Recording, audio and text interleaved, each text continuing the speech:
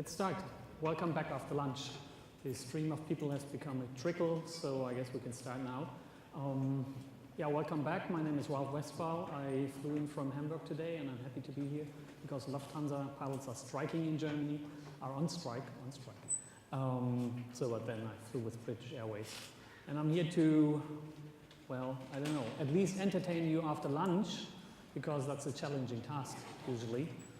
People are digesting and minds wandering off, and I'm trying to entertain you with some variation, let's call it, variation of test-driven development. You have this London School of TDD, I guess, and maybe I can show you some like German School of TDD, some variation at least. First, I thought I wanted to show you what a fellow Englishman of yours called TDD as if you meant it, Keys Braithwaite. But then, since I submitted this talk to the organizers here, to the conference, I discovered another way to do TDD, which I find pretty much in line with what Keith said. So I called it TDD, or as if you meant it, 2.0. But let's start with TDD 1.0, as you know it.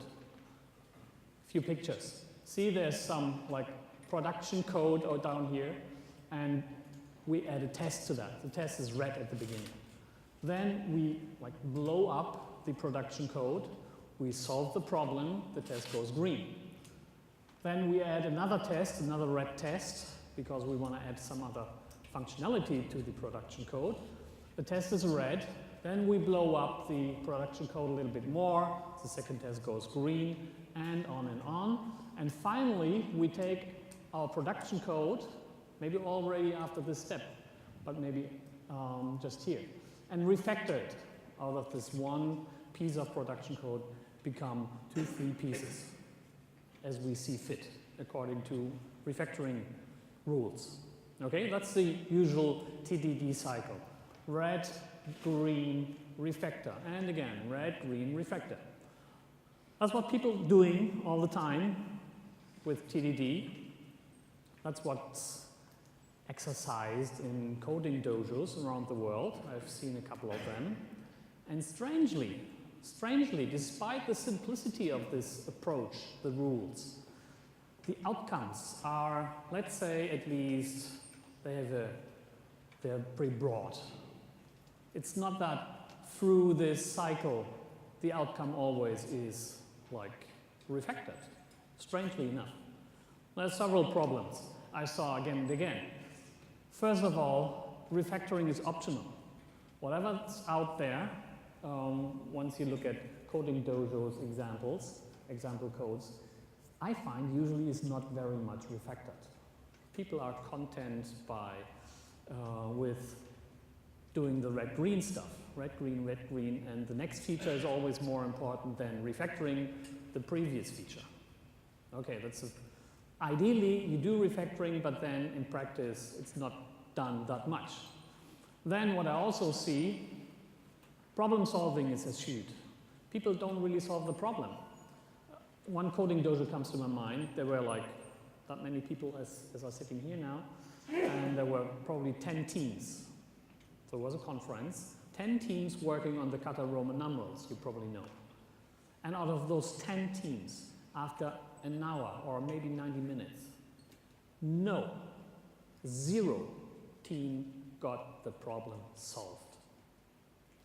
They were all diligently doing red, green, maybe red, green, refactor, red, green, refactor, but none of 10 teams, so it's 50, 60 developers, none solved the problem. How can that be? It's TDD, it's called test-driven development, it's called test-driven design. So what I find is that people do TDD, and they're very diligent in learning those steps, but they forget to solve the problem first. And that's what I also see online when I look at TDD videos. Look at them and see where the problem-solving step happens. Almost no time. No one solves the problem first, explains how the problem could be solved, what's like the theory behind that, what's the solution approach. They just start doing some simple tests, and that's it. And they're arriving at a solution like by magic. That's what I don't believe. That's not reality. That's what teams are faced with. They are faced with problems. Those problems have to be solved. But you don't solve them by writing code one way or the other. By writing a test, you don't solve a problem. By writing production code, you don't solve the problem. And I want to emphasize that. Writing production code does not solve the problem. It is the solution. So where does the solution come from? When does when does the solution appear in your head so you can write down some code? That's never shown. But that should, I would say, that should at least guide what kind of tests you have. So you have to think first about the solution, I guess, and then think about tests. So this is typical TDD results. I took them from the web. They're all over the place. That's solutions to the word wrap kata I want to show you later on. Solution in, I don't know, it's probably Java or, yeah, probably Java. This is a solution and this is working too. Is it refactored? No, it is not, but it's a typical solution and the author claims, look at those tests, it's all red, green, red, green. This is a solution. This is another solution. This is done in Java. This is done by Robert C. Martin. This was done by Robert C. Martin in a very popular blog post. What's it called? Like on the dark side something? It's like a dialogue between 2-3 developers. And this is what he comes up at the end. This is kind of refactored, right? There's at least 1, 2, 3 methods. Great. Oh, more, 4th method up there. That's pretty refactored. But then it's still kind of hard to understand it. What's his solution except for the code? How is he solving the problem? Strange. And then in the end, this is still buggy. I'll show you a test case which is not green on this code. Okay, but then what else? How should we approach TDD then? Is red-green refactor wrong? No, I'm not saying that. I'm just saying, why don't we add something to the bare red-green refactor cycle to avoid those problems I hinted at? I think we should think before coding, more thinking before coding, more explicit problem solving before we start to write even the first test.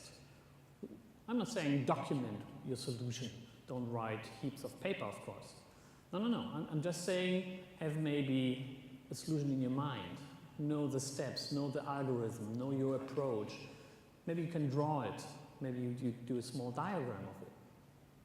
But be clear how you want to approach the solution, the problem. Okay. Second, fake it until you make it. I guess we're not doing KISS as much as KISS can be done. You know, KISS, keep it simple, stupid. One of the fundamental principles of clean code. I'd say we are not as simple as can be. And what I mean by being even simpler in our code is we should fake more than actually implement code. But you'll see what I mean in a minute. In-test implementation, that's hinting at what Keith suggested. So we can make refactoring more unavoidable. Okay, what do I mean by thinking before coding?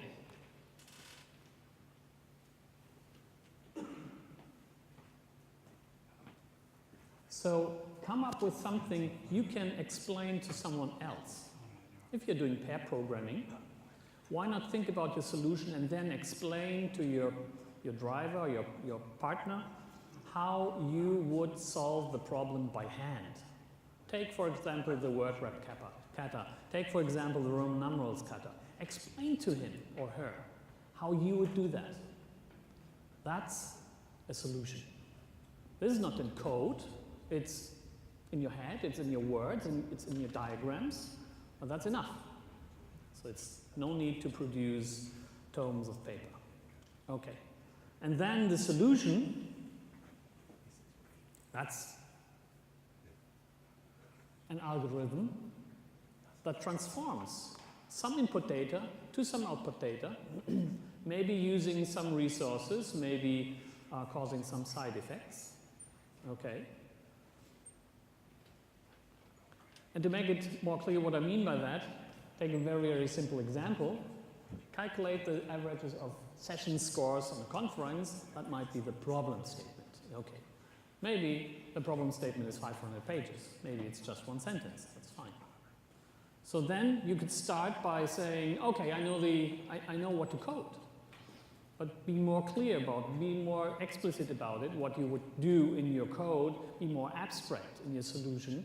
So the solution to me would be telling someone, see, first I have to sum up these scores and then I have to divide them by the number of scores. That's called an average. You can look it up in the mathematical textbook, whatever.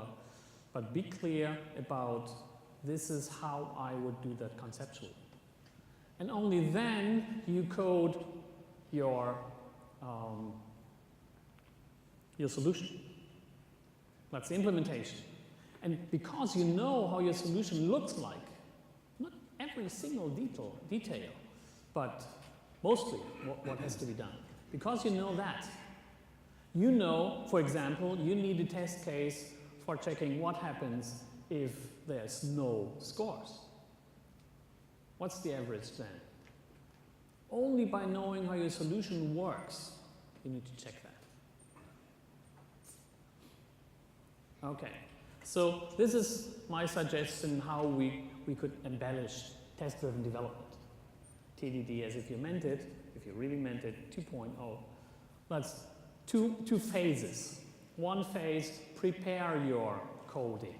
Analyze the problem explicitly. If you're doing a coding dojo, don't just throw the problem statement before the audience, but talk with them about what this is about. Talk with them the problem through. Maybe look up something in a dictionary. Maybe ask some expert. Maybe whatever. Talk it through. Ask elicit questions. What could we ask a potential customer about the problem? It's strange how seldom questions are asked. I do that all the time with some, not those small code katas, but I call them application katas. They're described on 1 or 2 pages. And when I hand them to teams, so they can like show off how they are doing, how they are working on problems as a team jointly. It's strange. I'm standing there, I'm saying, okay, this is the requirements. Let me play the customer. So what would you like to ask me? And there's hardly any questions. People want to get to the IDE. They want to code. They hardly ask anything like, what's the performance criteria? What's like the constraints on the data? What's the edge cases? And so on. Why? We need to do that. We need to have a phase for that. We need to like check it off on a checklist. Okay, have we prepared? Have we analyzed the problem? Check it off. Certainly, it's never comprehensive, and you need the feedback. You need to go through coding and show the customer the code, of course. But still, some upfront analysis, some upfront problem solving, or you could call it design, that's necessary. Otherwise, we are straying off in coding. Okay, after analysis, there is problem solving, explicit problem solving. If you're doing a coding dojo, ask people to explain their solution first. Only then coding starts. No, before that. Only then we can really think of acceptance tests. We can really think of smaller tests we should put on the solution.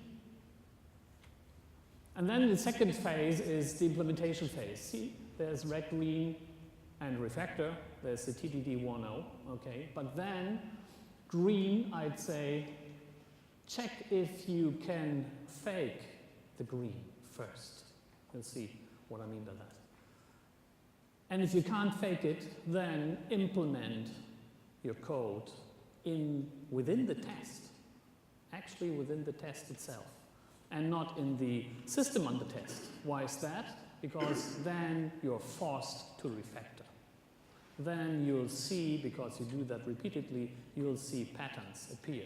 And patterns show you where you can add refactoring. Okay, here's a checklist. Analyze the problem, compile acceptance test cases, and think of a solution including an API. Yes, I guess we should think about an API, not just let it appear, but we can reason about how some functionality should be accessed. Yes, I think we can think about that. Then find more acceptance tests, and then finally prioritize the test cases. Okay, so the final step is back to TDD 1.0, small steps. Small incremental steps toward more complicated features of the solution. And then here, set up the acceptance test, that's easy. And number 7, item number 7 here, that might surprise you. There's something I call scaffolding tests. It's not unit tests, it's not integration tests, it's a completely different category. I call it scaffolding tests because like a scaffold around a building while you're building the building are thrown away.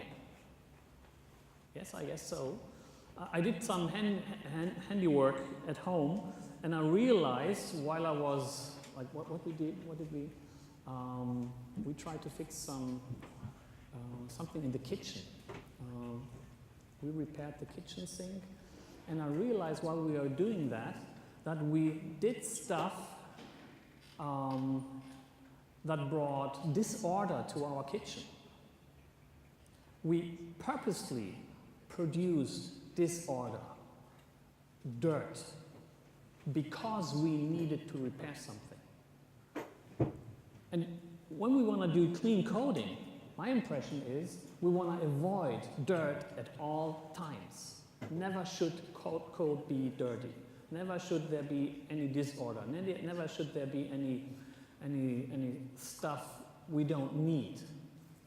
And that's so contrary to what we do in the hardware world, right? That's what we did in the kitchen. We produced dirt because without that dirt, because without that disorder, we weren't able to efficiently repair the sink. And then after the sink was repaired, we removed the dirt. We cleaned up, of course. Afterwards, everything in the kitchen was clean again.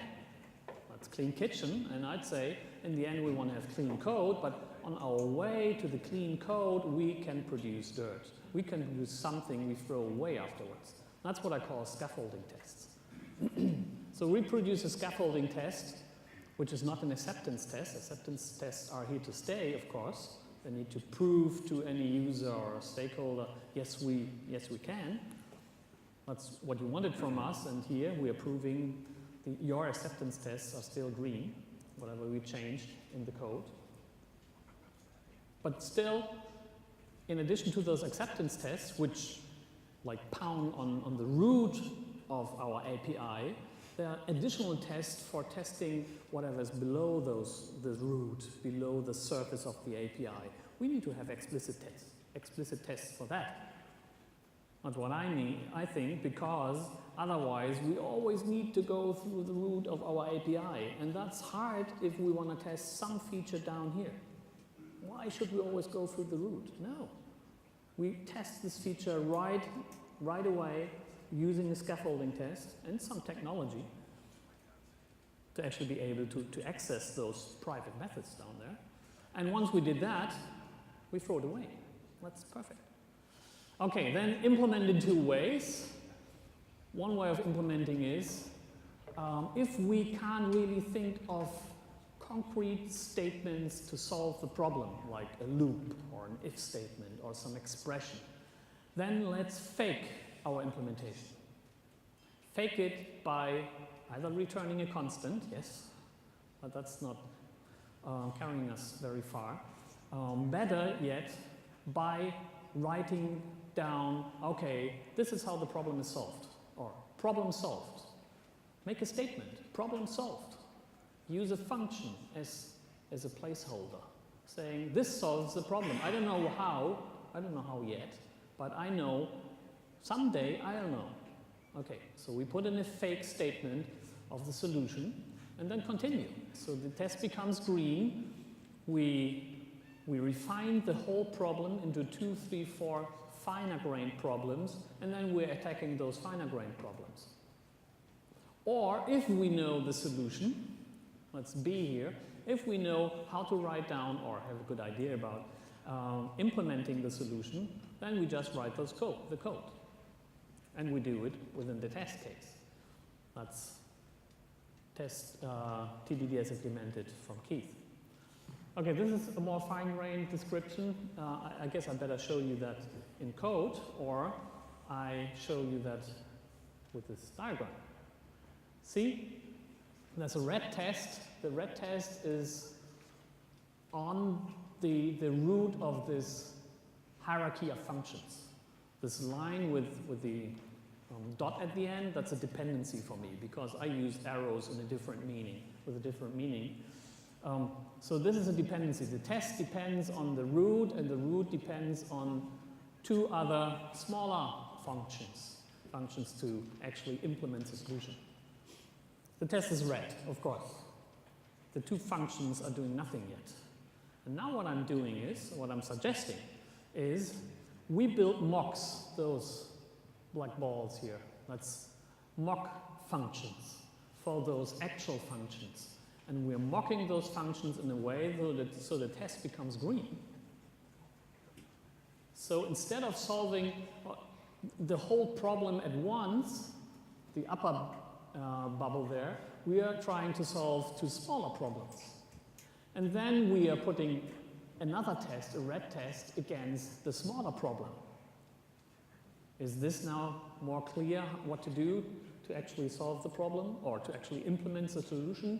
If so, yes, we do that, and the test becomes green. Now we can remove the mock, and the former green test stays green because now the actual function is doing the work that's necessary. And we repeat this step with the next still mocked function. And if we find while implementing, which is this step here, from here to here, while implementing the still mocked function, if we find, wow, this is difficult too, we repeat this process. So we are recursively descending a functional hierarchy.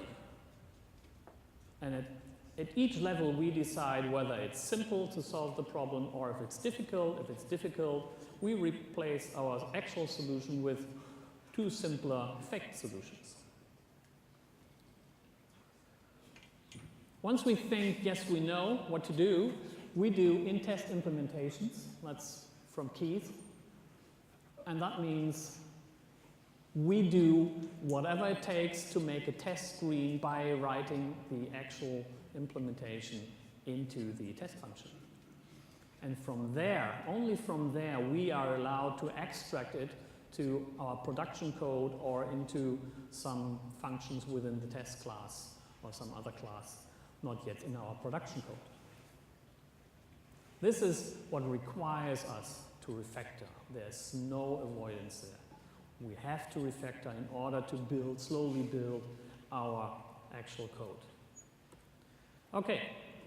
As a preparation for the demo,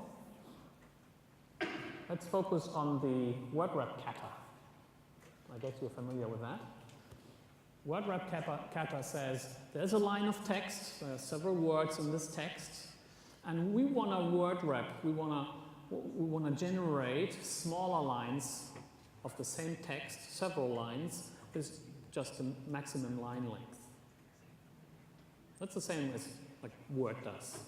If you change the margins, words flow into more or less lines, depending on the width of the line or your text page. So this is a couple of canonical tests you find in literature. I'm sorry for the German word there, Zeile, which means line. Replace that with words as you like. Okay, so the first test says if there is a line which is as long or shorter as the line width, well then there's no word wrapping. The input equals the output.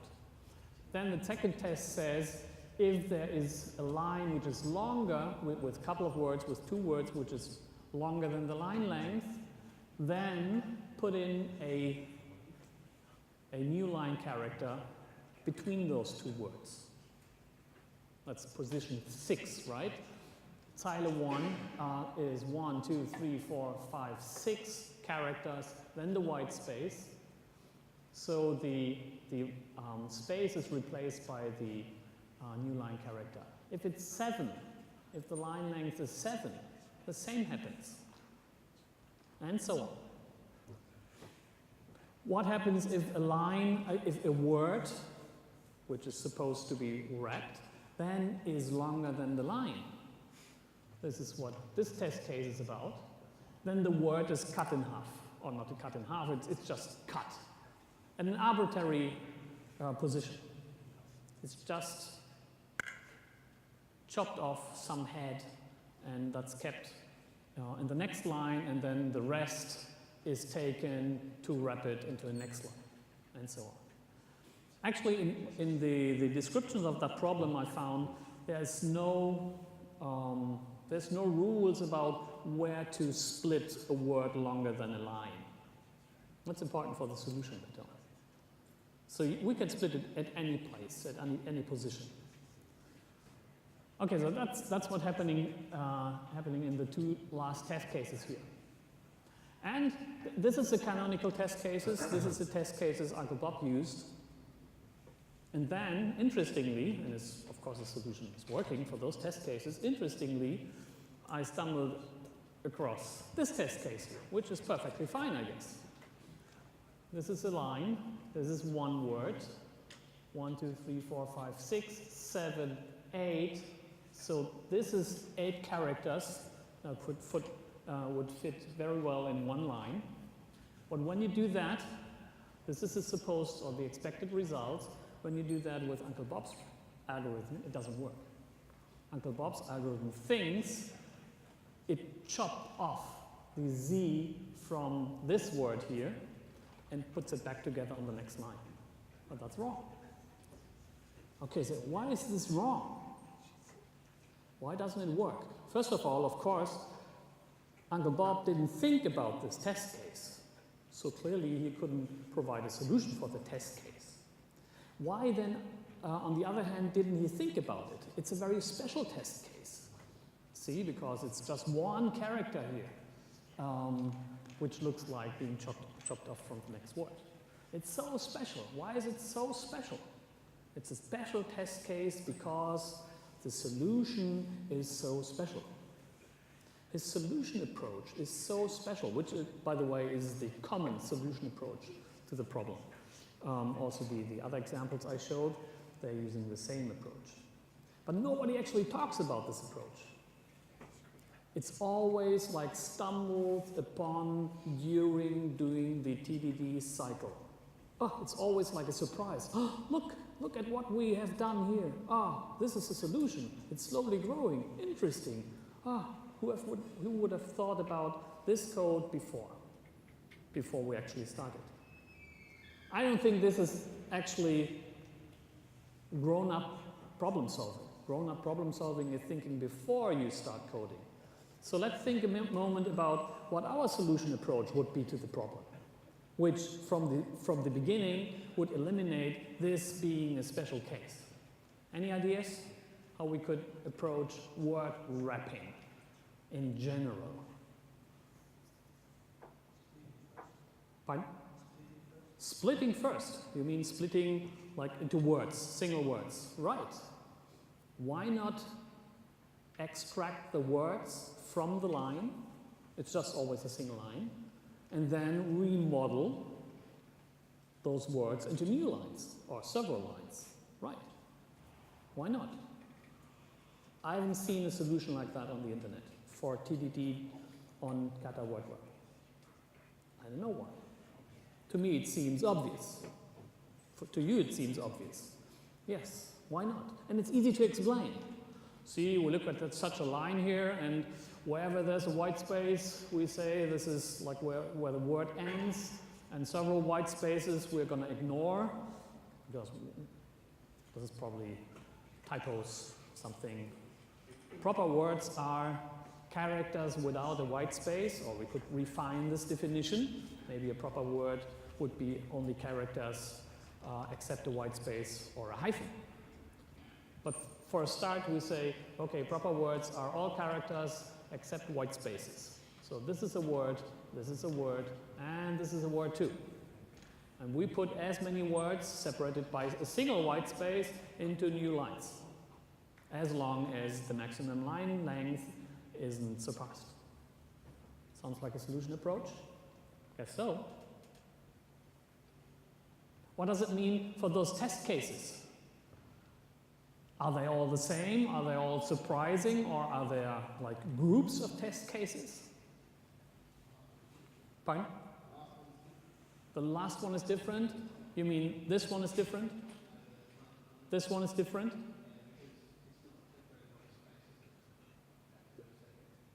There's a space in here, right? Okay, those two here, it's a long word.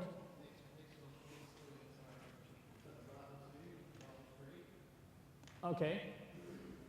Oh, here. Okay. That's two very long words, right? Okay. This is a test case like combining the two cases before. This is just long word, needs to be chopped. And above that is, it's several words in a line.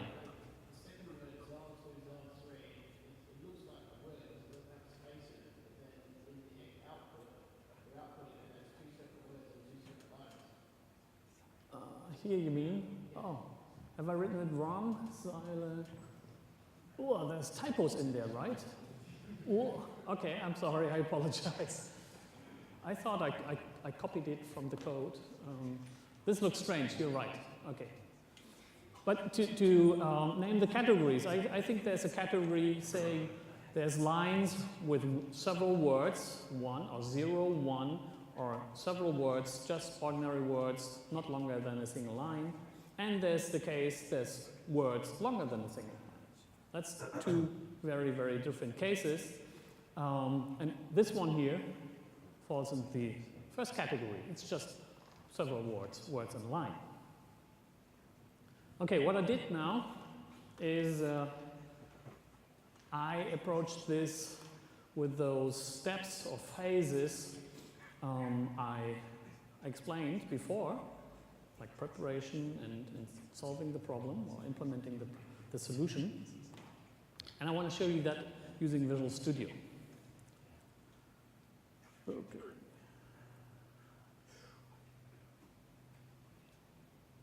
Great. So let's have a look. See, oh yeah, this looks different here. Zeile 1, Zeile 2, Zeile 3, okay. So while copying it, copy and paste, doesn't always work. I introduced some error there. So I differentiated those test cases here and came up with two like acceptance test methods. One testing the cases where there's like a word longer than a line, and we could argue whether this belongs to this category of tests or to the upper category. The upper category is about like just several words forming this line, which have to be wrapped in some way. And there's a third test method up there with just some text, some ordinary text, and I thought of some line length. And I'm thinking, okay, if this works for an ordinary text of some line length, then probably it's okay for most text. Or I could have asked the customer, do you have any special text in mind? And he could have come up with, okay, this is typical text that need to be word wrapped using the algorithm. Okay, so that's all red tests. I'm using ncrunch, which is an automatic testing tool which runs in the background, and whenever I write a test, it runs it automatically and checks whether it's green or red. So there, ncrunch shows us all tests are red, not working. Of course not because there's no implementation yet, but maybe a little bit contradictory to the usual TDD approach, I came up with an API already. Or you could say, well, if you read the exercise description, which usually says there needs to be a single rep function doing the stuff that's needed. Okay, should I make that a little bit larger?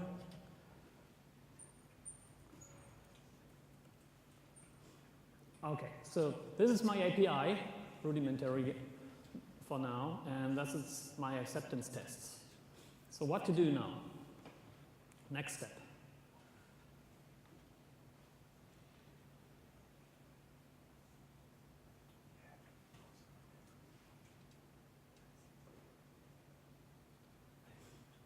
I'm setting up, this has to be green in the end. This is our goal. That's what we have to come close to or even reach. Now I'm zooming in, trying to solve a particular problem. A happy day problem, a usual case. That's what I'm setting up a test for. And this is one of my scaffolding tests.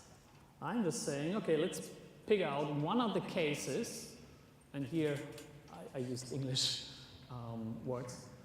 Let's pick out one case where there's a single word on the line, which is not a very usual case, but at least it's a pretty happy case. And this word doesn't need to get wrapped, of course. And I'm saying, okay, does it work? No. Doesn't work yet? Of course not, because the wrapper hasn't been improved. There's still no implementation there yet. But it's a scaffolding test. The scaffolding test is supposed to lead to the solution of at least part of the problem.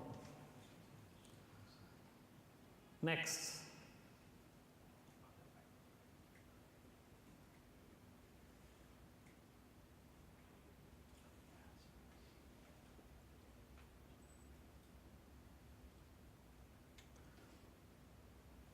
The scaffolding test becomes green.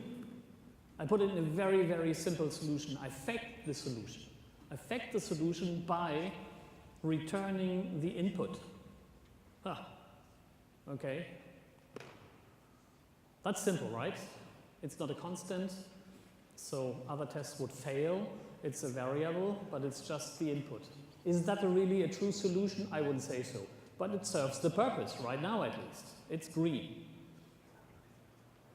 But it shows this is not a real solution because it doesn't use all the parameters of wrap. This can't be a solution. If max line length is important, it's part of the problem statement, then we should use it in order to arrive at a true solution or a true implementation of the solution. Sure, it doesn't work.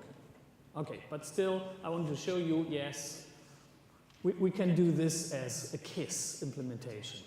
What we are eschewing solving the problem. We know better than that, right? Okay, so the next step is what I really wanted to show you.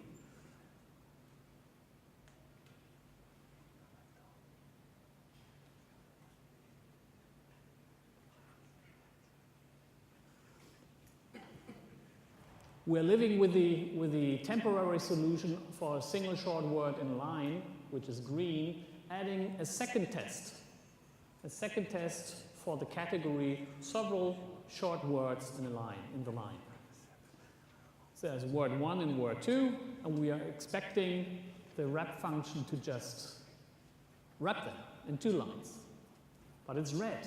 It's red because our current solution is just nothing better than a constant, right? It's just one case because it's returning the input. That's not a really good solution. And we see that immediately by writing the second test here. So what's the next?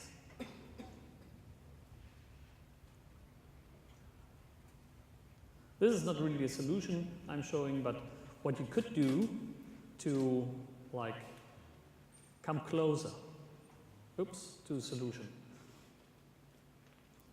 You take your system under test and just brainstorm. What could I do to solve this problem? the red test is posing. What could I possibly do? And that's what I came up with. Or that's what we came up with here already.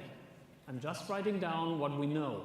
We need to split the line into words, and then, secondly, we need to build a new line or several new lines from those words. That's our solution. That's what I can explain to you. There's no magic behind that. I know that already. So if I know that already, why in all the world don't I write it just down as code? If I can write those comments, I can throw away the comments and replace them using a function.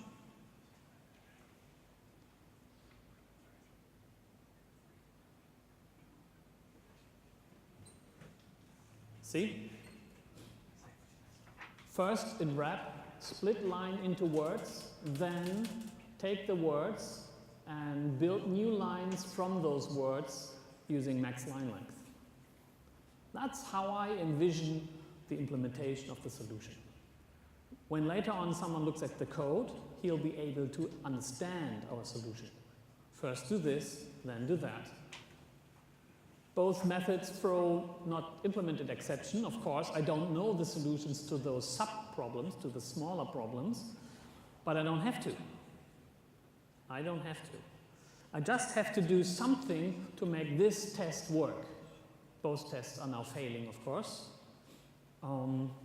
So what do I do to make the second test work? And this is where indeed some magic happens.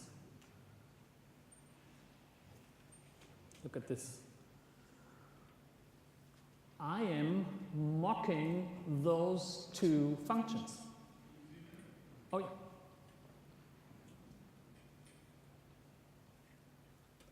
Okay? I'm mocking those two functions.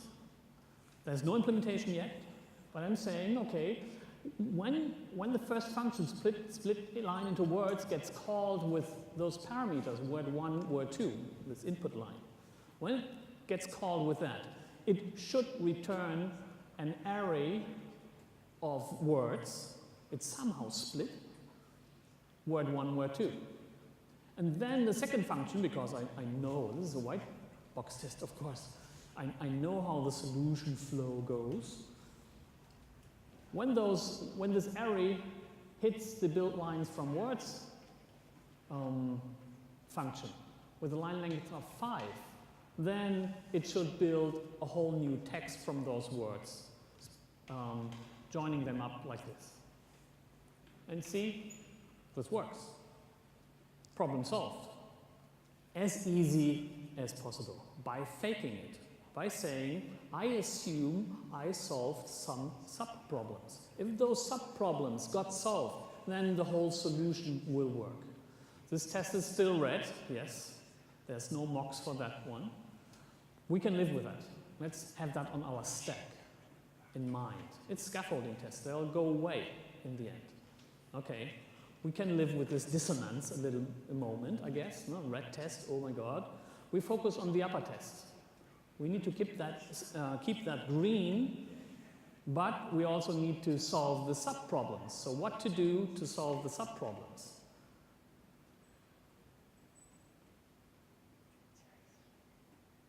We set up a new scaffolding test, of course. First, I want to solve the problem of splitting a line into words. So I set up a new test. There's a line with a couple of words. They're just one character words, but that's fine, I guess. And I want to, as a result, I want to see it's an array with those 3 words and the excess white space characters got discarded. How do I do that? How can I possibly solve this problem? If I solve that, part of the lower problem is solved.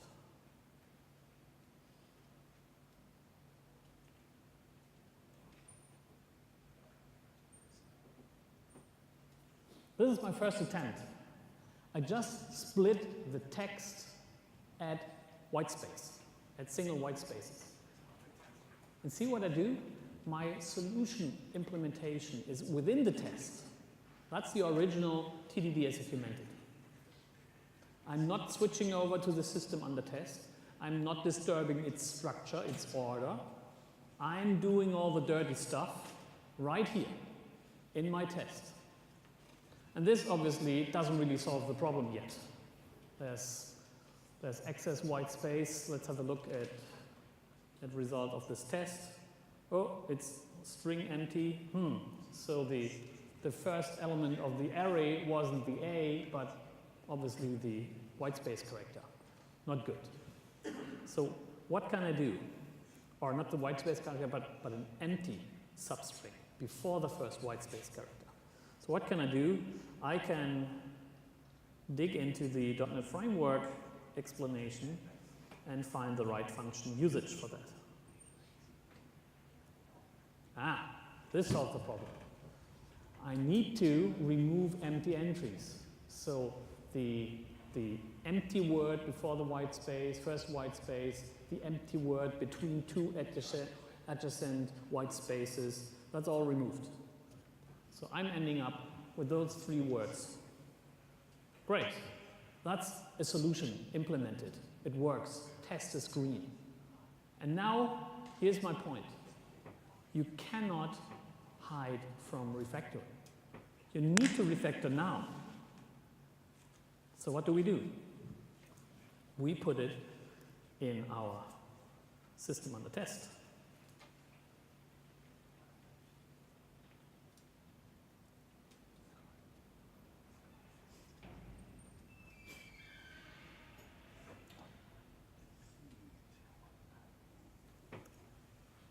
Okay, so here's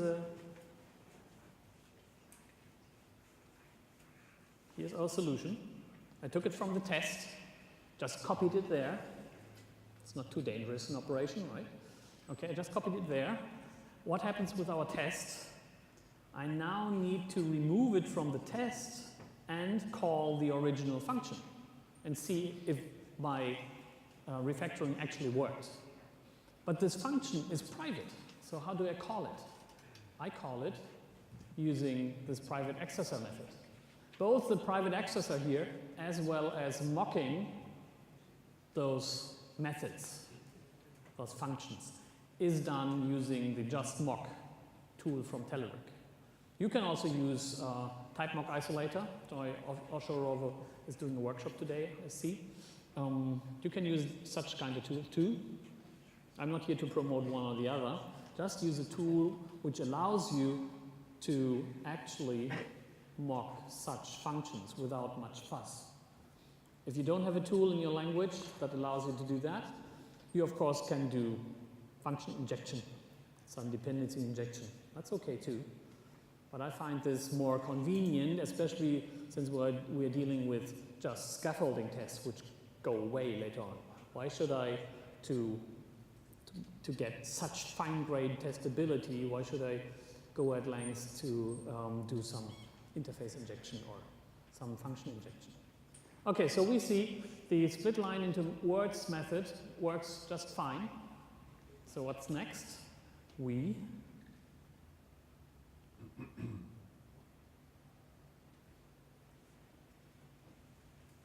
throw the test away. And at the same time, we throw away the mock for the split line into words function here. That's what I mean by scaffolding. It was there for a while because it served a purpose while implementing certain functionality. Great. And from then on, it would become waste. We don't need it anymore. I wouldn't leave it in there because such fine-grained tests are very brittle. If we later on refactor our system and so on, maybe those functions go away. Maybe we split up those functions into finer-grained functions, whatever. I wouldn't want there to be so many tests around which go under the hood of our main API we are attacking here. Okay, next problem. Red. We do the same. We do the same with the second function, build lines from words. So there's a red test here. Not showing yet, but you believe me, I guess.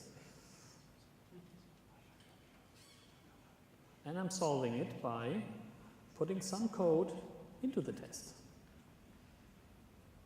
Build lines from words works like this. I use all the words in this string and join them with a new line character in between. That's working. Is that a good solution? Is that a good solution? It's working here, so it's probably the simplest thing we can do, but we know already one thing. Or maybe we see that more clearly when we put it in the system on the test method.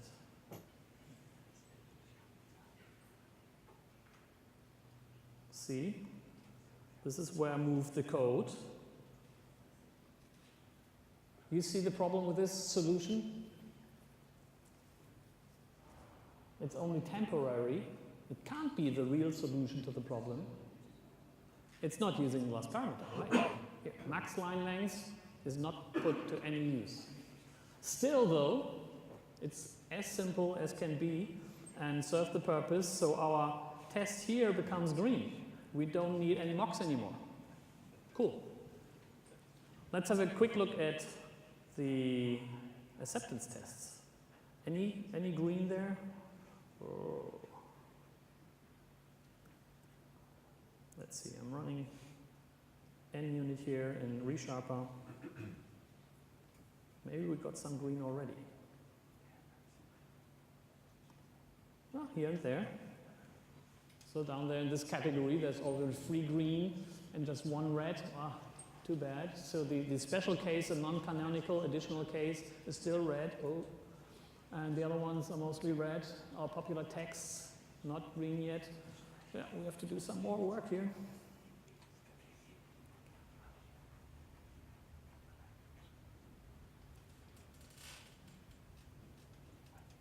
Go on.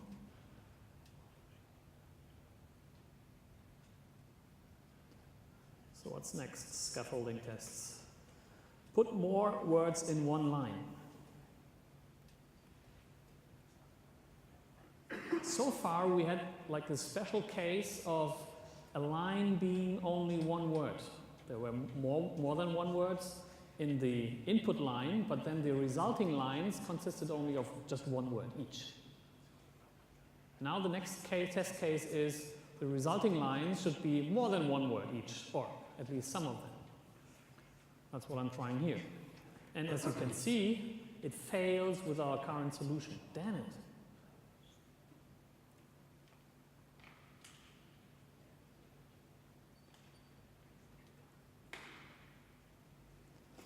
So what I'm doing to solve the problem is I set up another special test case for the method I think the problem lies in, which probably is the build lines from words method. So I'm setting up this here as a test case, A, B, C, and def, like below here. That's the words. We expect the split line into words method returns. I'm setting the same line length, and then I'm looking for this result. First line is 4 characters long, 2 words. Second line is 3 characters long, 1 word.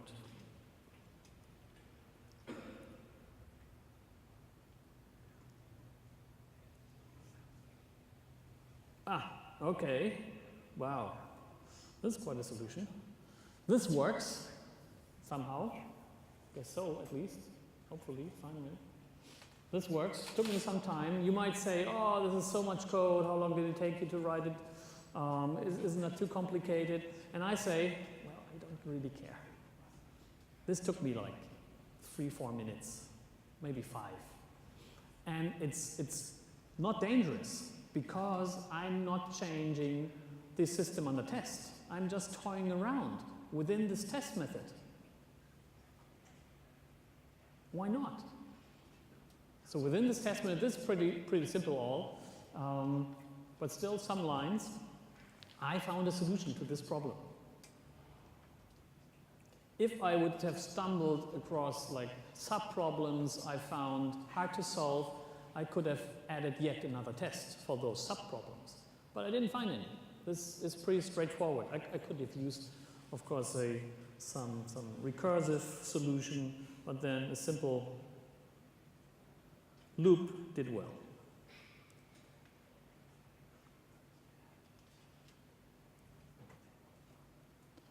Okay. What did it do here? Some refactoring? Okay, yes.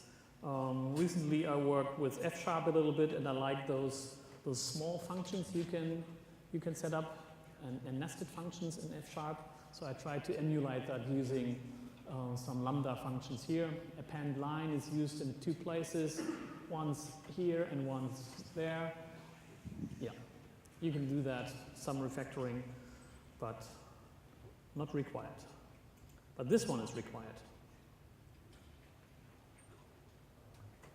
See? It's gone, the code is gone, the code went into the system under test method. Build lines from words. Just a copy and paste, that's it. How's our scaffolding test doing? Well, it's green. This test stays green. And well, I didn't realize it, but at some point in time, this must have gone green too. Cool. What about our acceptance tests now?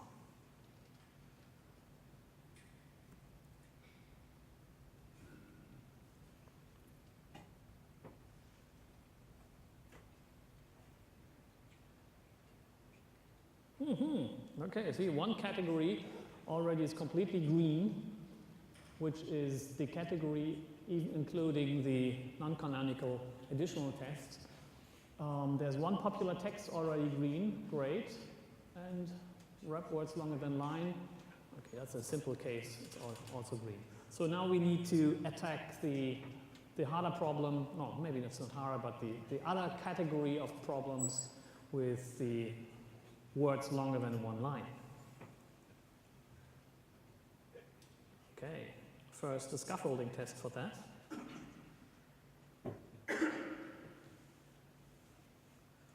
Oh. Wrap word longer than line. Very long word. And surely it's not wrapped like this.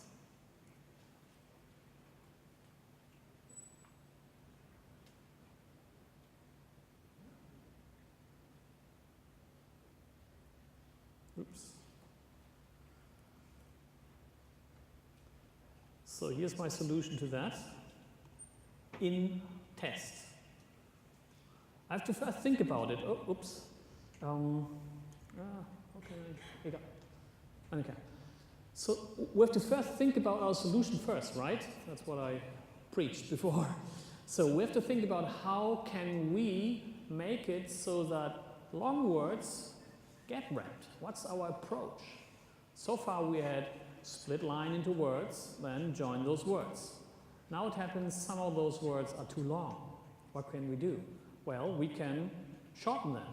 We can split each long word into several words, shorter or at least as long as a line. But where? We do that between our 2 functions. See?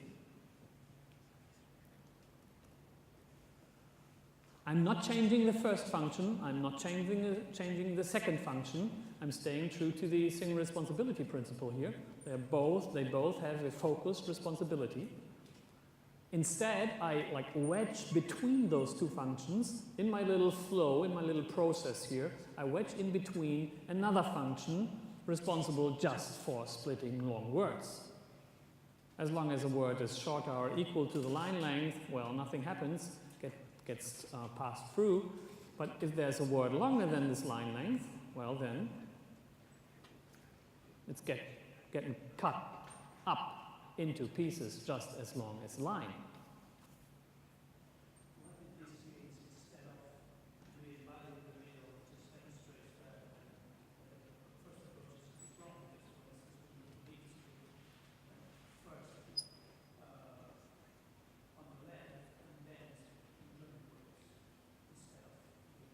Sorry, please. If we go back to the example, let's say we have A, B, C,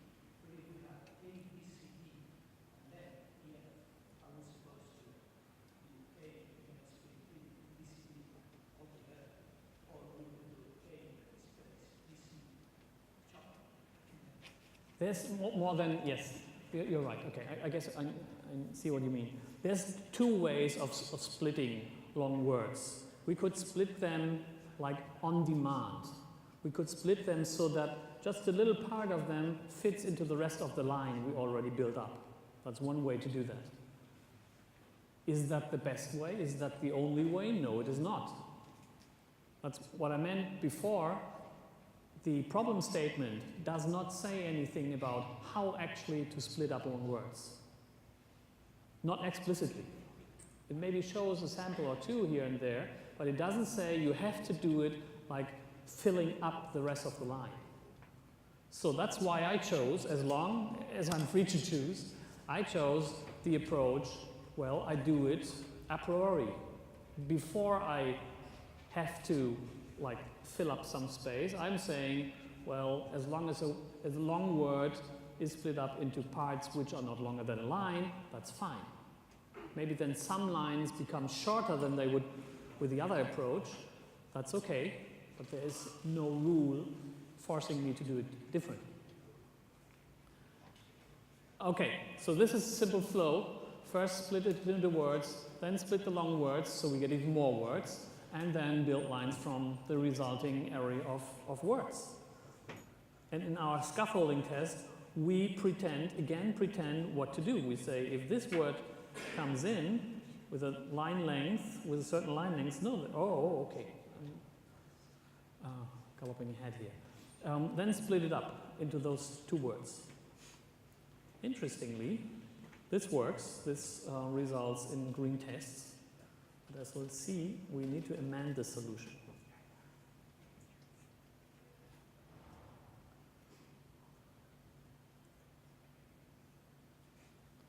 Okay, down there, there's a fake. Now we have to actually come up with a solution here. So there's a long word.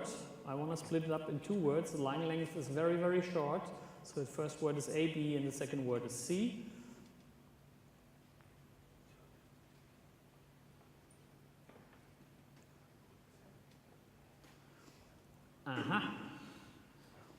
So I need to have, I introduce a new like piece of vocabulary.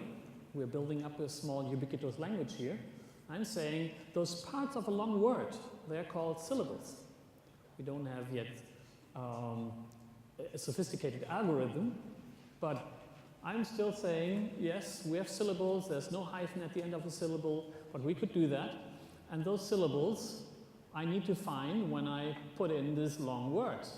And we have a certain max line length, and the result is, again, an array of just those words. And this is working, just a plain small loop.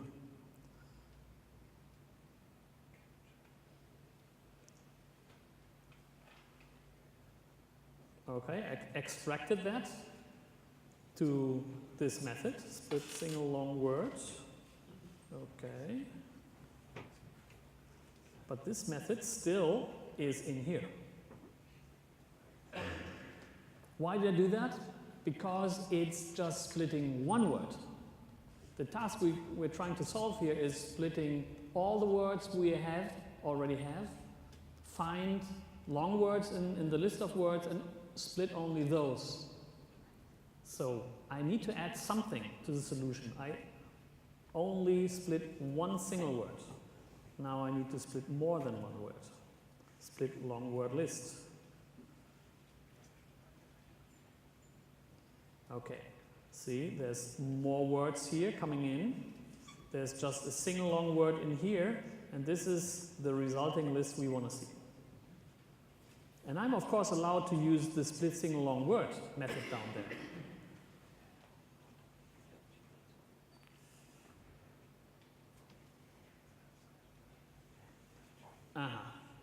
I'm using link Q or link.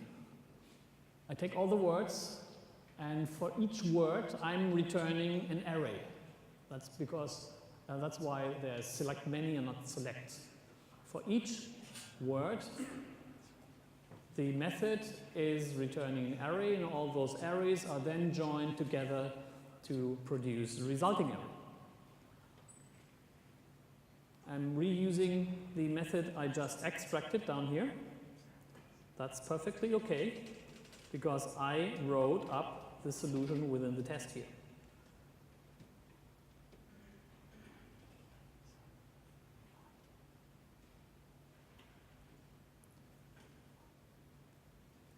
This is now wrap long word. I'm using in the screen, I'm using the original test here, the scaffolding test. I moved all the code I wrote within the test here. Split line into words. Oh no, of course. Split long words. There's the select many statement which calls this method down here. This works just fine for this, for this scaffolding test. Okay. Oh, okay, this works, but I added something. I don't want to hide that from you. What I added is passing in the max line length. When you think back to the mock just took the area of words and no line length. I realized that while refactoring and reintroduced the line length here in the signature, but that, I guess, was just a small thing. The other parts already used the line length. It was in the signature of this refactored method, so adding that was no big deal. But as a result, all those scaffolding methods are green now. Great, there's no mockups in place anymore. What about our acceptance tests? All green now. We have solved the problem. Let me see. Let's run once again.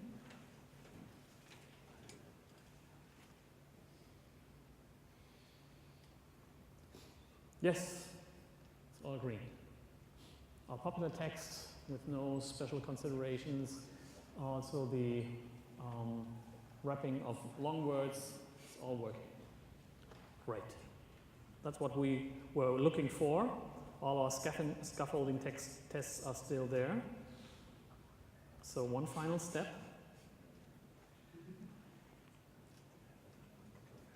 They're gone. See, they're gone. There's only acceptance tests and the wrapper. And here's some pictures. Oh, I didn't show you the pictures. That's what I drew as ideas for my solution approach. This is the whole wrap problem looked at from the outside. This is a refined wrap problem. That's the first round of tests we used. I envision wrap being a sequence of two functions, so it's a data flow with two transformations, a text flowing in, a list of words coming out, a list of words flowing in here, and a transformed text with several lines ending up there as an output. And finally, this is where I introduce the split long words.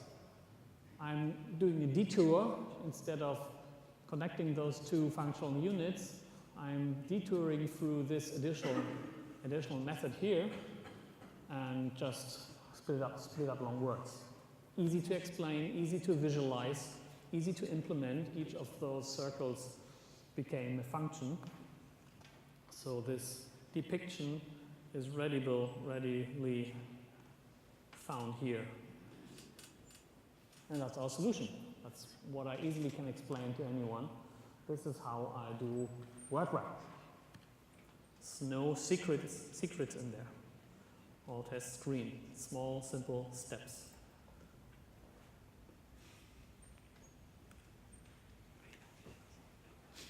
And that's the summary for me. We have less refactoring because we thought about this solution beforehand. Because we already knew there were 2 or 3 steps. First we knew there were 2, then we came up with the 3rd step. Because we knew that, we could write down those steps. Why should I be surprised by stumbling across those steps while doing the typical red-green refactor without deep thinking rhythm? Why should I be surprised?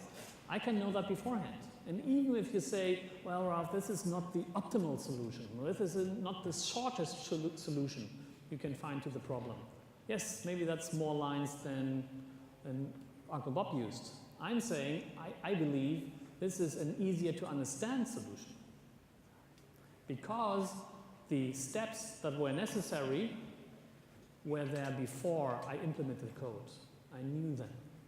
And now, whatever I knew beforehand is visible in the code. The code mirrors the solution. The implementation mirrors the solution. I can go from the solution to the code and recognize what's happening there. I can go to the code and re-engineer, so to speak, the solution approach from the code. That's easy to see. That's less refactoring because informed TDD, so to speak, already introduced structures into the code, those functions I mocked before some refactoring pressure pressed them out.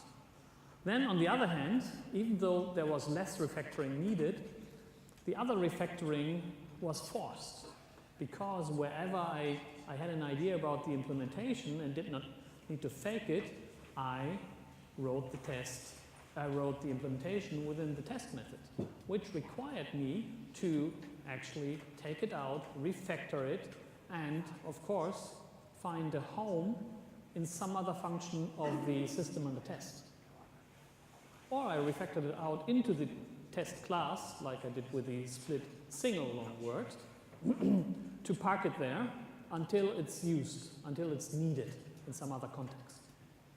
So there's forced refactoring, there's less refactoring, and in the end, I'd say it's even more simple to approach it that way, because faking a solution, postponing, so to speak, the implementation, until you get to a point where the implementation actually is very, very simple, truly simple, makes the whole solution more KISS, so to speak. Yeah, that's it, basically. That's what I wanted to show you, that the red-green refactor cycle can be embellished a little bit more with usage of some technology, which makes it easy to mock and fake functions, and with some thinking, and with some writing code differently, not in the system under test, but instead within the test, and then taking it out from there to the system under test. Thank you very much. So if you have any questions, of course I'll stay here a little while. Yes? If you came up with a solution at the beginning, how come you didn't create classes, one that splits and one that joins? TDD then combines the final solution. Because yes, if I came up with a solution, that's what you're asking, why didn't I create like those sub-functions in the first place and tested them and then later build them or put them together in this integration function wrap? Yes, I could have done that. That's just fine. If you're so confident about the solution, just do that, yes. So building it up bottom up instead of what I did like top down. Yeah, you can do that.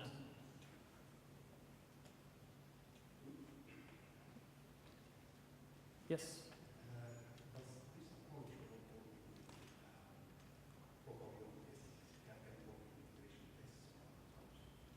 The test on wrap is an integration test. Because wrap, the only, maybe I should really emphasize that a little bit more. See what wrap is doing. Wrap's sole purpose is integration. It integrates three methods. It does not contain logic. That's a very important point. I'm going to talk about that more tomorrow in my session OOP as if you meant it.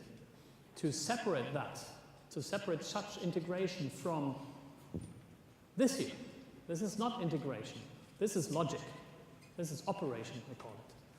To separate that is a very important step. Yes, so testing the integration point is possible, as we saw. I used the mocks.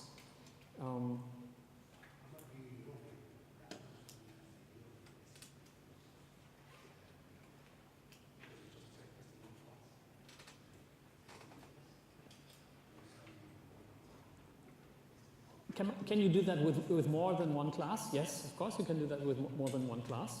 Why not? So you mean maybe one of the other method gets injected or is a service of another class. Why not? Of course. For this problem, I didn't see that necessary, but if you like, you can say, okay, I have this split up class. It's splitting all sorts of stuff, and I'm injecting an instance of that class into this here. Yeah, sure. If that has an interface, you can even easily mock it instead of using just mock tool. Yes, maybe you can do that. But not everything needs to be a unit test. Of course not. We need to test the whole system. In the end, it's the whole system. That's what the customer wants. So we need to have everything. We need to have integration tests on wrap. We need to have unit tests on this one here. But unit tests going down on even finer grained levels produces brittle tests, as we saw here. So that's why I removed them. And I kept the acceptance tests, which are pounding on this code here, and also producing a test coverage of 100%. It's just the acceptance test, of course. Every feature of a solution should be covered by some acceptance tests, even if it took more than one test to achieve that feature.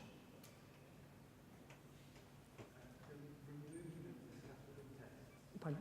A bit louder.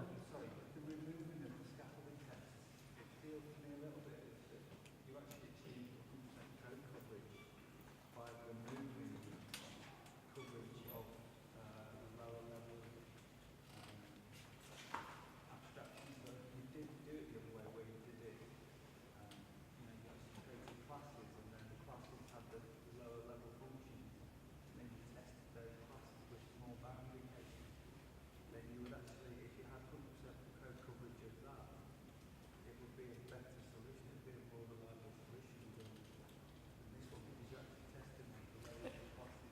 There's one thing, okay, I don't know how to summarize your question yet, but there's one commonality with what the gentleman over there said. If you had more classes, he said, couldn't you have done more classes here, introduce more classes first and then test them bottom up and integrate them? Yes, there could be more classes, but I don't see how more classes are relevant for your question. Because your question is about, I guess, removing the scaffolding test. Isn't that removing some detailed knowledge about functionality? Something like that? Yeah, well, if you, for example, tested, a lower level function to, for example, deal with the boundary condition of a word with, Okay, I see. you're actually reducing the resolution of the Mm-hmm. test. Mm-hmm. Yeah. You're actually removing the lower level test Okay. more detailed Yes. boundary conditions, and then you're saying that the acceptance test go past, but the acceptance Okay. tests don't have Yeah. boundary conditions. And So I guess what you're saying is, Ralf, can the acceptance tests really cover all cases, all features? And maybe that's not true. It would be so many acceptance tests. Maybe all those combinations in there. Maybe the acceptance tests are happy path or the usual test cases, and then there are other cases which can't be put in there but need to be still tested. Yes. If that's the case, leave them in there. Make it like regular unit tests. That's no problem for me. I'm just fine with that. If you think, wow, to make that easier, I want to remove the code or extract the code in a separate class, well, why not? That's fine.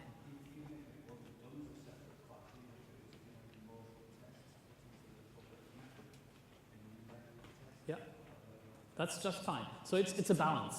A balance between like removing noise, stuff we don't need anymore, which was helpful through a short period while building it. Balancing that with test coverage and brittleness. So each test you leave in there, what I call the scaffolding tests, each test you leave in there makes it a little more brittle. If you say, well, There's no other way I can cover this test case. There's no acceptance test to cover this. Well, leave it in there and be prepared to refactor the test at some point in time. Yeah. Sort of having TDD and TDD go to the popular test that actually be Yes. you can remove that and still have a website. Yeah. Have you applied this technique to more complex problems? I'm interested in the cases where you wouldn't know what the solution is beforehand. Do you combine it with new That's strange. I wouldn't even start programming without knowing what the solution is. Well, that's TDD, right? What? That's what TDD is, right? Yes, maybe, if you want to put it that way. I like to start coding by knowing what the solution is. Maybe that means my scope is much narrower than your scope. I need to narrow my scope so much so I know the solution. I can implement it. Of course, there's always cases where I stumble across like some feature of a technology which I don't yet understand or whatever. Okay, but until that, I'd say, yes, I need to dumb it down. The whole scope needs to be so thin so that I can actually think about a solution. So you asked, did you put this to use with larger problems? Of course, every day. All my problems are larger than this. I mean, your problems are larger than word wrap, right? So we can't even help it. On this, I set up a page with all those code katas, which I call application, function, class, architecture katas, and so on, which are larger, growing larger. There are katas in there would take you like half a year to actually implement the stuff. So what's then the point of that kata? Not to implement it, but to come up with solutions, to start thinking about your code before you actually implement it. And then it's okay. So it's bubbles, but since we know how to implement those bubbles, yes, we can transfer them into some form so they can actually crash. Yes, and find a solution for that. So it's like two phases, as I said. First phase is think, design, and then the result of this phase is actually a design document. Sorry I showed you the bubble diagrams so late in the process. That's what the result of my design thinking is, so to speak. And then once for a small problem or part of the scope, I know this design, I can almost mechanically transform that into code. That's what I want to show you tomorrow. And by the way, I think that's agile. That's how you move forward in an agile manner. Think about a large problem, break it down into a small problem, which is an increment, which is a crosscut through the whole problem, which delivers some value to the customer, and then implement this problem. And stay limber in a way so you can add the next increment to that and add the next increment to that. And as you'll see tomorrow, I think the solid criteria are not enough for that. We need to have some more principles to actually be able to do that in a really limber and flexible way. More questions? No? Okay, thank you then.